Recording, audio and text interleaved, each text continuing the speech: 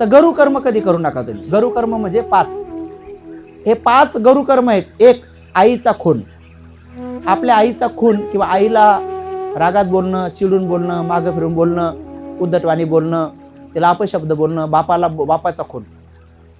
तर आई वडिलाचा खून, आई वडिलाचं मन दुखवणं, आई वडिलाला मागं फिरून बोलणं, अपशब्द बोलणं, त्याच्या अंगावर धावून जाणं, त्याच्या अंगावर हात उगारणं, त्यांना चुरगाळणं, मुरगाळणं, त्याचे हात हे करणं, अशा प्रकारचं हे कुठलंही पापकर्म करू नये. कारण हे पापकर्म गरुकर्म आहे. याच्यानंतर तुम्ही किती जरी पुण्य केले, किती पुण्य केले, तरी तुम्हाला परिणाम येणार म्हणजे येणार, कारण ते भोगावंच लागणार. हे पाप पुण्यानं झाकत नाही, हे परिणाम घेऊन येतच घेऊन.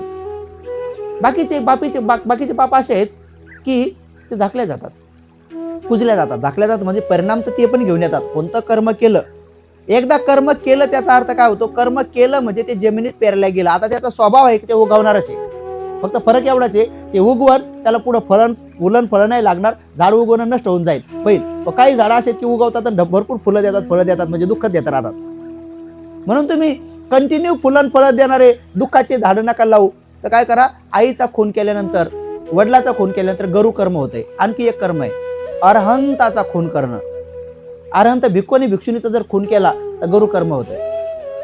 आणि त्या व्यक्तीने कितीही पुण्य करू द्या, मग पुढं त्या व्यक्तीला दुःखातून मुक्त होता येत नाही, अरहंत होता येत नाही, कारण की त्यांनी हे 3रं गरु कर्म केलेलं आहे. 4थं गरु कर्म कोणतं, भगवान तथागत सम्यक संबुद्धाला इजा पोहोचवणे, त्यांच्या अंगाचं रक्त काढणे. भगवंताच्या अंगात साधं रक्त जरी काढलं, ते कोण केलं होतं ते काम, देवदत्तांनी भगवंताला दगड ढकलला होता, एकदा नालागिरी हाती सोडला होता, एकदा एक धनुर्धर पाठवला होता, 3दा जीवे मारण्याचा प्रयत्न केला. म्हणून देवदत्त एवढा पुण्यवान होता, ब्रह्मचारी होता, खूप पुण्यवान होता, आलं लक्षात. परंतु त्याने हे गरु कर्माचं महापापी होता, महापाप केलं, आणि त्या महापापामुळे तो अविचिन नरकात गेलेला आहे सध्या.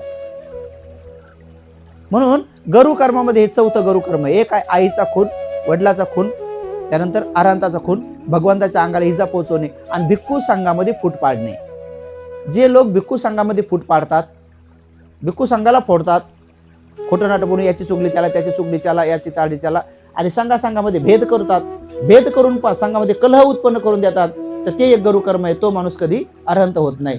अरहंत कोण होत नाही, आईचा खून करणारा साऱ्या दुःखातून मुक्त होत नाही, वडिलाचा खून करणारा साऱ्या दुःखातून मुक्त होत नाही, त्याचबरोबर अरहंताचा खून करणारा साऱ्या दुःखातून मुक्त होत नाही, भगवंताच्या अंगाला इजा जखम करणारा साऱ्या दुःखातून मुक्त होत नाही, आणि त्याचबरोबर संघामध्ये भेद फूट पाडणारा साऱ्या दुःखातून मुक्त होत नाही. म्हणजे 5 गरु कर्माबद्दल पक्का जागृत राहायचं.